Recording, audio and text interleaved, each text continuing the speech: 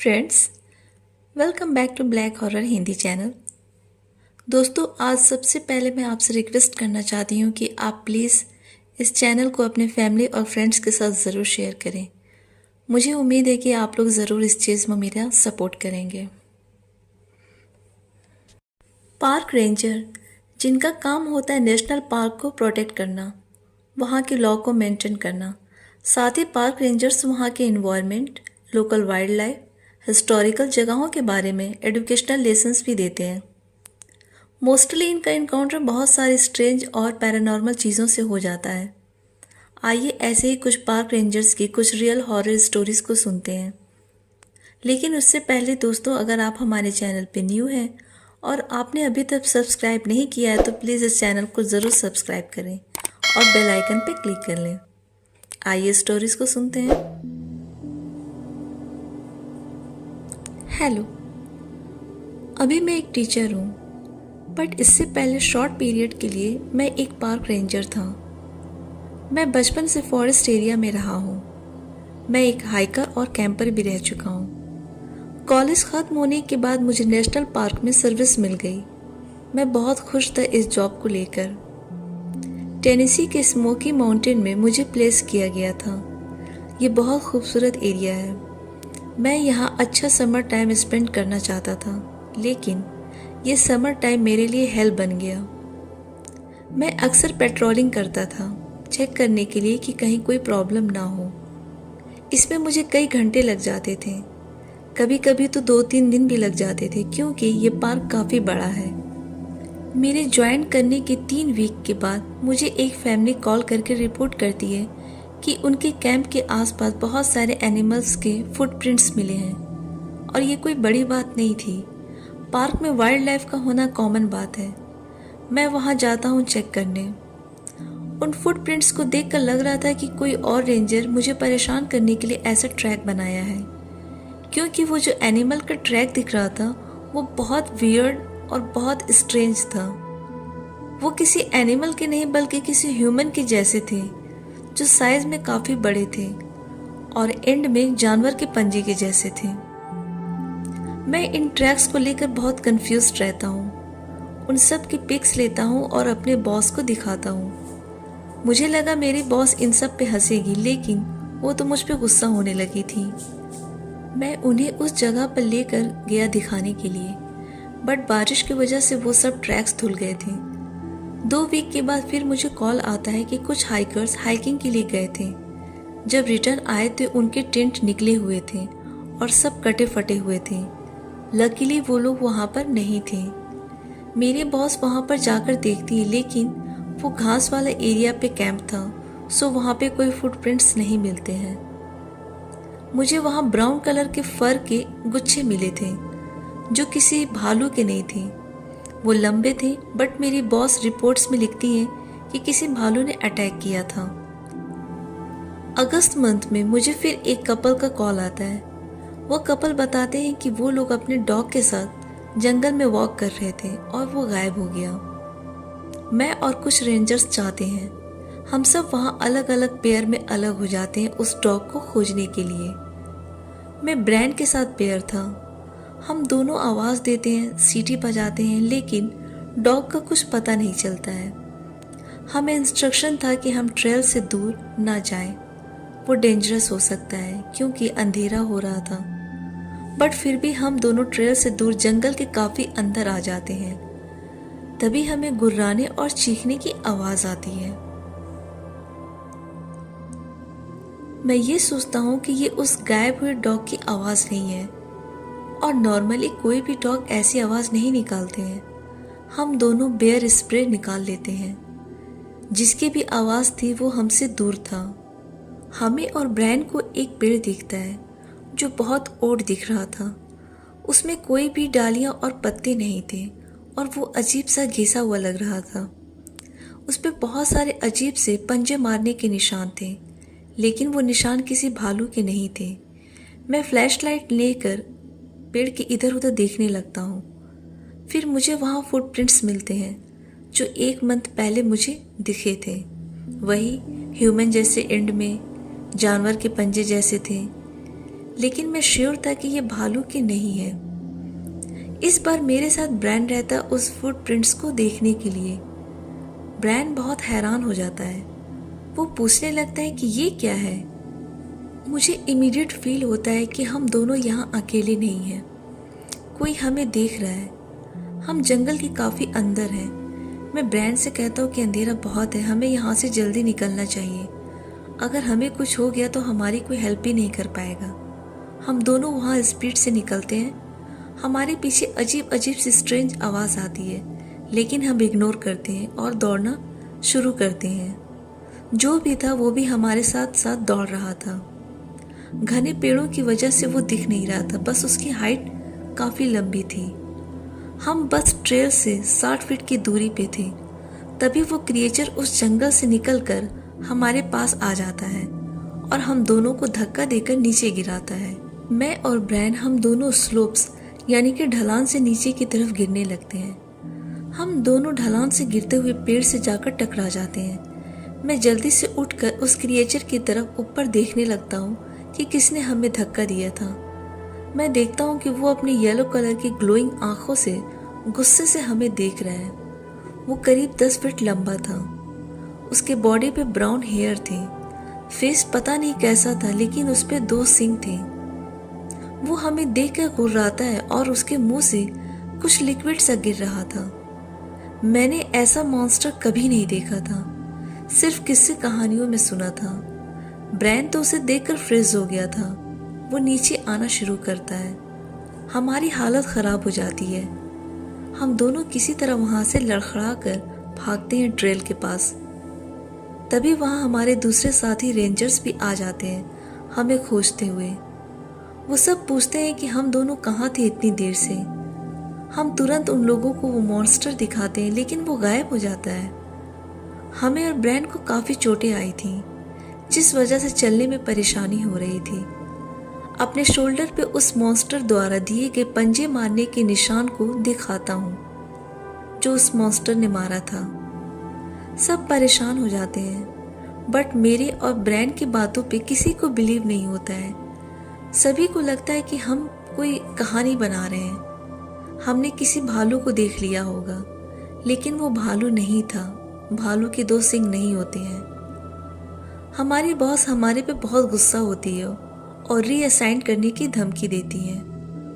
मैं अब बहुत बर्दाश्त कर लिया था, इसलिए उस पार्क रेंजर की जॉब को क्विट कर देता हूँ। वहाँ पार्क्स में उन जंगलों में वो 2 सींग वाला मॉन्स्टर कौन था, क्या था, आज तक मुझे समझ में नहीं आया है। लेकिन मैं जब भी उस दिन को याद करता हूँ, मैं बहुत ज़्यादा डर जाता हूँ। मैं बहुत सारे जॉब्स किया हूँ। एक फर्म पे पहले मैं एक वॉचमैन का जॉब किया, उसके बाद टीचर का, उसके बाद मुझे न्यू जर्सी के पाइन बैरन में पार्क रेंजर की जॉब मिली। मैं खुश था क्योंकि मुझे वीक में बस 4 दिन काम करना पड़ता था। फिर ये पार्क बहुत अच्छा था। यहाँ के जो सीन थे वो बहुत खूबसूरत थे। बट यहाँ मैं ज़्यादा टाइम काम नहीं किया, क्योंकि यहाँ पे 2 जो स्ट्रेंज घटना मेरे साथ हुआ था, उसके बाद मैं ये जॉब क्विट कर दिया था। मैं उस साल के अप्रैल मंथ में पाइन बैरन में as a park ranger job को ज्वाइन कर लेता हूँ। वहाँ के ऑफिशियल्स मुझे मेरी ड्यूटी बता देते हैं। ये पार्क बहुत विशाल था। कह सकते हैं कि इस पार्क ने न्यू जर्सी के 22% एरिया को कवर किया था। मेरा काम रहता है वहाँ पार्क के कुछ एरिया की पेट्रोलिंग करना। अगर आप इस पार्क को विजिट किए होंगे तो आप यहाँ पे बहुत सारे छोटे छोटे टाउन्स और वीरान बिल्डिंग्स मिल जाएंगी। वीक में बस 4 डेज काम करना था। पहले के कुछ वीक्स काफ़ी अच्छे गए। मैं यहाँ के जंगलों से फेमिलियर हो रहा था।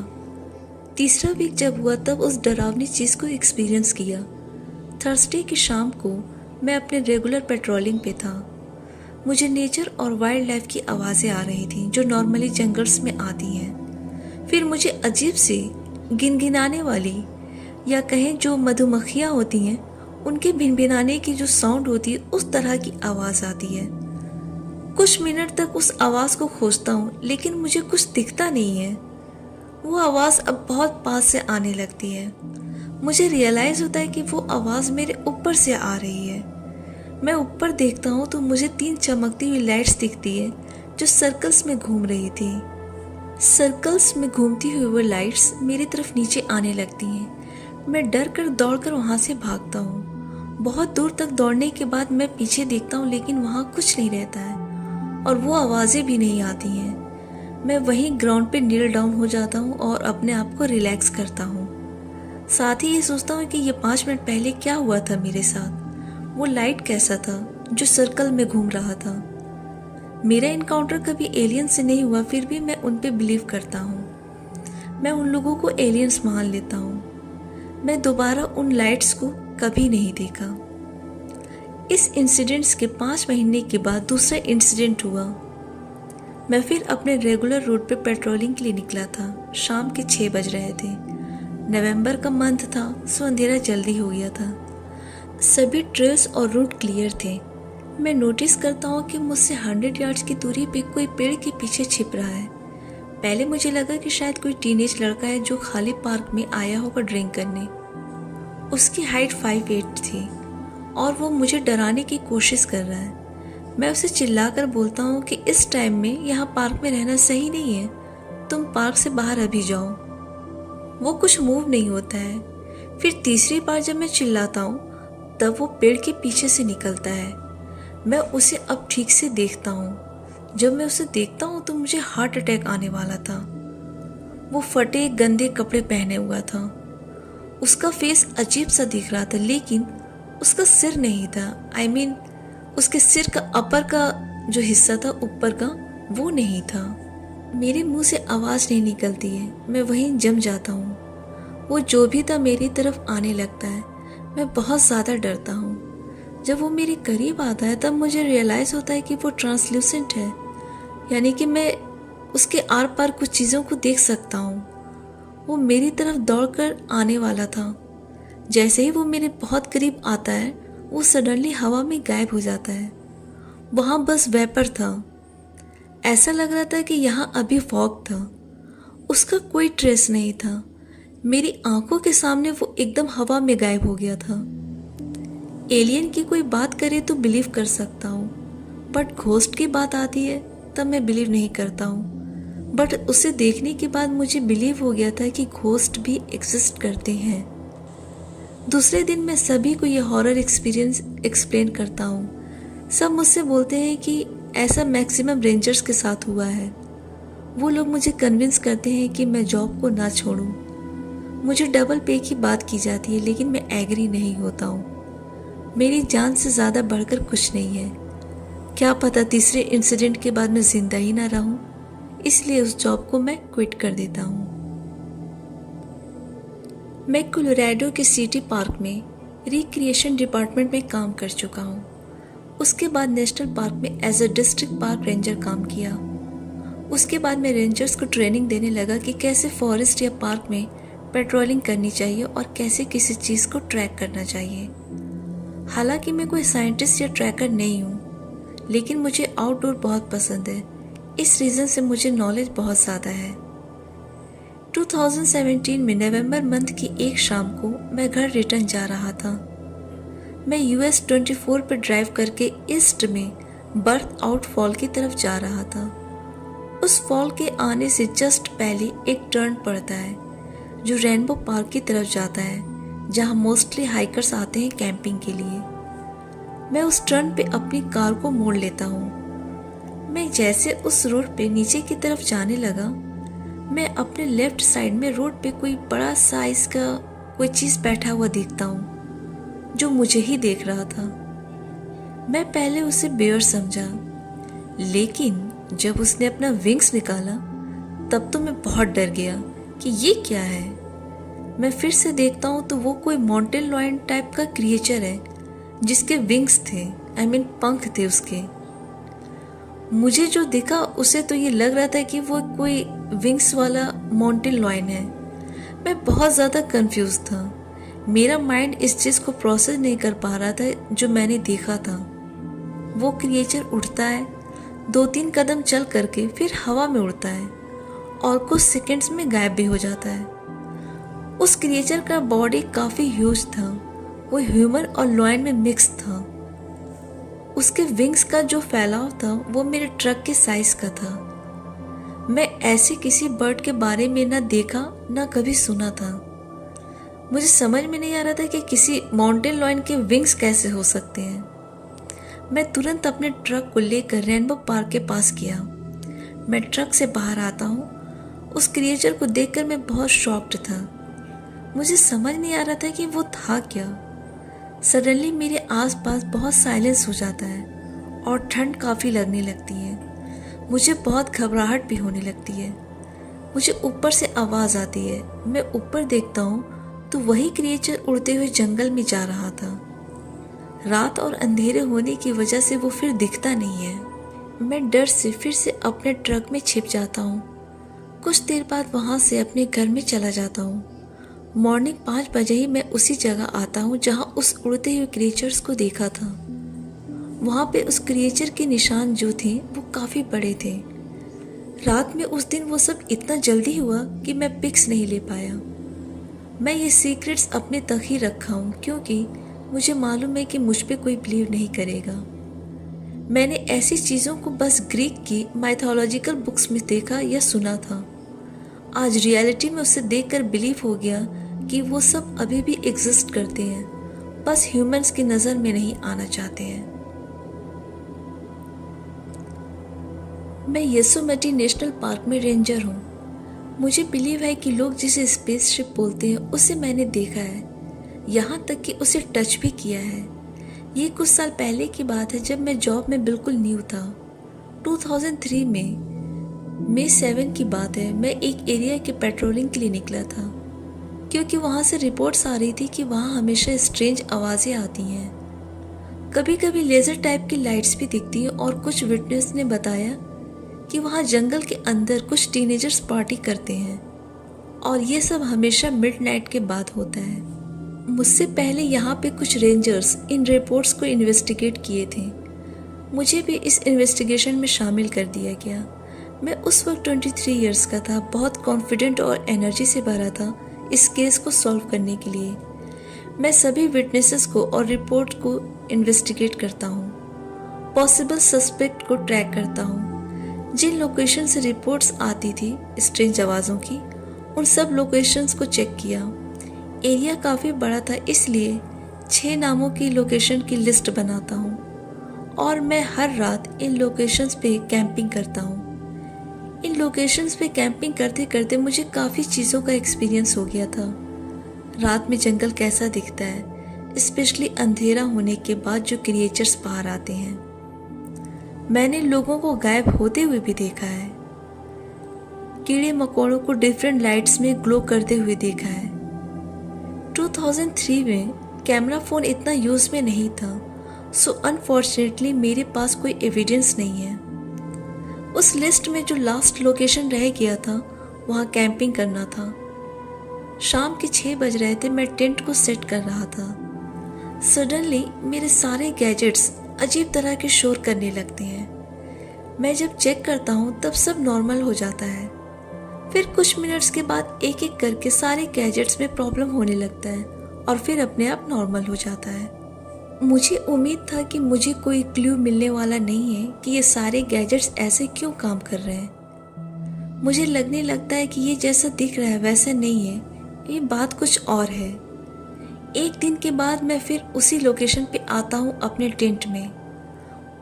मून फुल था और खूबसूरत दिख रहा था। मैं डिनर कर रहा था, तभी मुझे लाइट का फ्लैश दिखा कुछ सेकंड्स के लिए। मैं उस लाइट्स को देख लिया था कि वो कहाँ से आ रही है।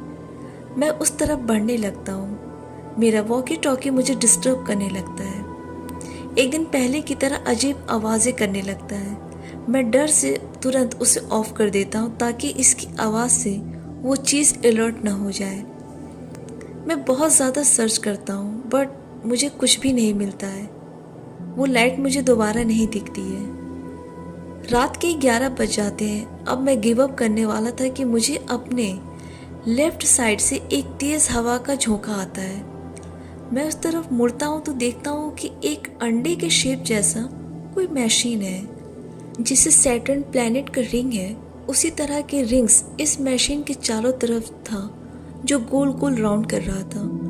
और किसी मशीन के इंजन की तरह साउंड कर रहा था। मैं एक पेड़ के पीछे छिप गया था। डर से मेरा हार्ट बीट बहुत ज़्यादा हो गया था। मैं इस वर्ल्ड की अलग चीज़ को विटनेस कर रहा था, देख रहा था। मैं दुबक कर बैठ जाता हूँ और इस चीज़ को ऑब्जर्व करता हूँ। मूनलाइट पड़ने की वजह से वो मेटल की तरह ग्लो कर रहा था। मुझे समझ नहीं आ रहा था कि मैं ये क्या देख रहा हूँ, बट इतना श्योर था कि ये इस अर्थ का नहीं है। मैं उसकी तरफ अट्रैक्ट होने लगा था।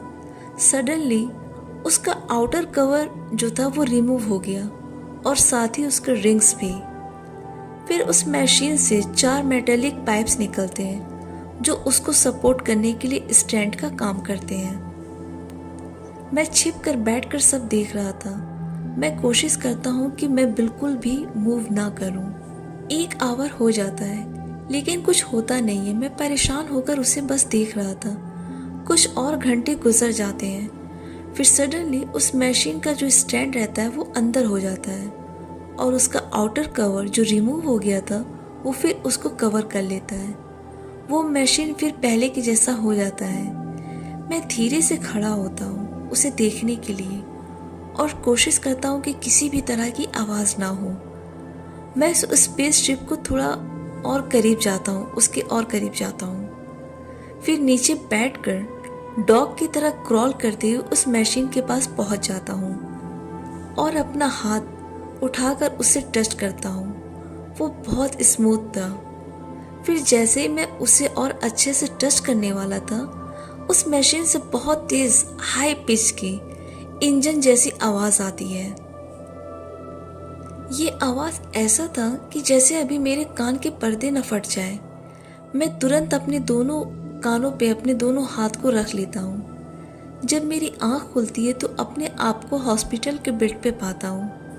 मेरे रेंजर साथियों को मैं बेहोश मिला था। जब मेरी तरफ से कोई रिस्पॉन्स नहीं मिल रहा था तब वो सब मुझे खोजने के लिए निकले थे और उन्हें मैं वहाँ पे बेहोश मिला था। मैं इन सब बातों को अपने रेंजर साथियों से शेयर करता हूँ। कुछ बिलीव करते हैं, कुछ मेरा मजाक उड़ाते हैं कि तुमने ड्रिंक कर लिया होगा। जिन्होंने बिलीव किया वो बताते कि उनके साथ भी ऐसा बहुत बार हुआ है। उन्हीं सब लोकेशंस पे जब वो चेक करने जाते थे तो वहाँ पे वो चीज़ गायब हो जाती थी। वो लोग हम ह्यूमंस के बीच में रह रहे हैं। अपनी बात को प्रूव करने के लिए बहुत एविडेंस खोजता हूँ बट मुझे कुछ नहीं मिला। मुझे ऐसा लगता है कि उस दिन उस यूएफओ को टच करने पर जो साउंड प्रोड्यूस हुआ था वो एक तरह का वार्निंग होगा उन एलियंस के लिए कि ह्यूमंस उनको खोज लिए हैं, उनको देख लिए हैं। इसलिए वो जल्दी से वहाँ से निकल गए होंगे और उसके बाद उनकी एक्टिविटीज़ जो रहती है वो बहुत कम हो जाती है। दोस्तों, तो ये थी पार्क रेंजर्स की रियल हॉरर स्टोरीज जिन्हें मैं रेडिट से ली हूँ। उम्मीद है आपको पसंद आई होगी। आज की वीडियो आपको कैसी लगी हमें कमेंट में ज़रूर बताएं। आपके अच्छे अच्छे कमेंट्स पढ़कर बहुत मोटिवेशन मिलता है और प्लीज़ लाइक भी कर दिया करें। दोस्तों, अगर आप चाहते हैं कि आपकी स्टोरीज़ को मैं अपनी आवाज़ दूं तो डिस्क्रिप्शन में दिए गए लिंक पर अपनी स्टोरीज़ को सेंड कर सकते हैं। हम उस पर वीडियो ज़रूर बनाएंगे। चैनल पे जो नए दोस्त हैं उनसे रिक्वेस्ट है कि चैनल को ज़रूर सब्सक्राइब करें। आप और किस टॉपिक्स पे वीडियो चाहते हैं हमें कमेंट में ज़रूर बताएं। Thanks for watching video. आज के लिए इतना ही। मिलती हूँ अगली वीडियो में। Till then bye and take care.